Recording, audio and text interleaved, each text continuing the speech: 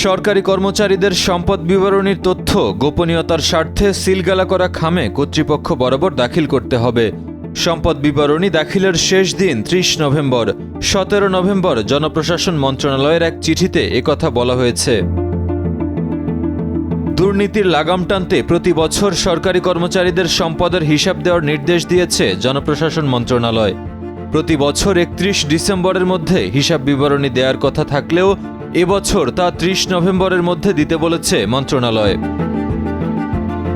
সরকারি কর্মচারী আচরণ বিধিমালা ১৯৭৯ যা ২০০২ সালে সংশোধনী এনে সরকারি কর্মচারী আচরণ বিধিমালা ১৯৭৯ যা ২০০২ সালে সংশোধনী এনে সরকারি কর্মচারীদের সম্পদ বিবরণী ৫ বছর পর পর দেওয়ার বিধান করা হয়। অন্তর্বর্তী সরকার দায়িত্ব নেওয়ার পর গত ১ সেপ্টেম্বর জনপ্রশাসন মন্ত্রণালয় থেকে একটি সংবাদ বিজ্ঞপ্তি জারি করে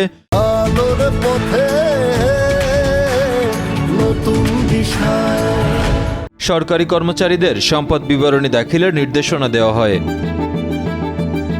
নির্দেশনায় বলা হয়, ক্যাডার বা নন ক্যাডার নবম বা তদূর্ধ্ব গ্রেডের কর্মকর্তা তার নিয়ন্ত্রণকারী কর্তৃপক্ষের মাধ্যমে প্রশাসনিক মন্ত্রণালয় বা বিভাগের সচিবের কাছে সম্পদ বিবরণী দাখিল করবেন। দশম থেকে ২০তম গ্রেডের গেজেটেড বা নন গেজেটেড কর্মকর্তা বা কর্মচারীরা নিজ নিজ নিয়োগকারী কর্তৃপক্ষের কাছে সম্পদ বিবরণী দাখিল করবেন।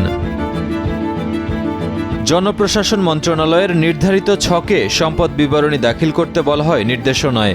ছকটি জনপ্রশাসন মন্ত্রণালয় সহ অন্যান্য মন্ত্রণালয়, বিভাগ, দপ্তর ও সংস্থার নিজস্ব ওয়েবসাইট থেকে সংগ্রহ করা যাবে।